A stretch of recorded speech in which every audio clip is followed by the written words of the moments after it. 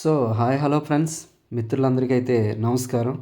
మీరు ఎప్పుడైనా చింత చెట్టు మీద పుట్టగొడుగుల్ని చూసారా? సో చూడండి ఫ్రెండ్స్, ఇప్పుడైతే చింత చెట్టు మీద అయితే పుట్టగొడుగులు అనేది పుట్టాయి.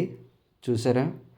చాలా బాగా అయితే ఈరోజు పుట్టగొడుగులు అయితే వచ్చాయి.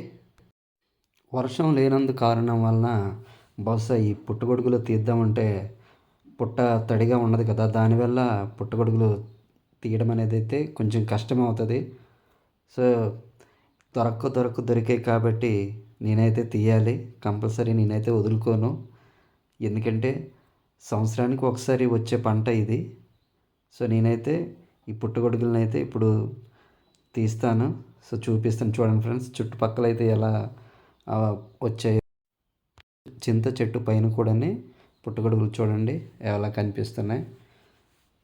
చూసారు కదా ఫ్రెండ్స్, పుట్టగొడుగులు అయితే ఎలా వచ్చున్నాయో.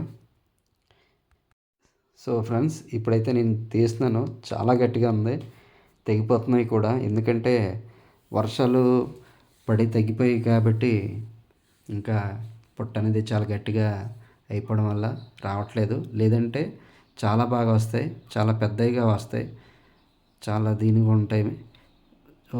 చూసారా? ఇలా ఇలా పొడుగ్గానే వస్తాయి. వర్షం కారణం అంటే వర్షం లేనందువలన ఇలా పుట్టగట్ట అయిపోయి తెగిపోవడం అనేది జరుగుతుంది. చాలా అంటే చాలా గట్టిగా ఉంటాయి ఫ్రెండ్స్. చూడండి, అస్సలు ఏమాత్రం కూడా రావట్లేదు. అమ్మో, ఇంకా పడిపోతున్నాయేమన్నంతగా చాలా గట్టిగా ఉంటున్నాయి. చూడండి ఫ్రెండ్స్, వర్షం ఉండుంటే గనక ఆ లాస్ట్వి కూడా నేను ఇంకా తీసి ఉండేవాడిని. సో ఎంత తీస్తున్నా తెగిపోతున్నాయి కాబట్టి నాకే చాలా బాధ అనిపిస్తుంది. సో వదిలేయటమే బెటర్.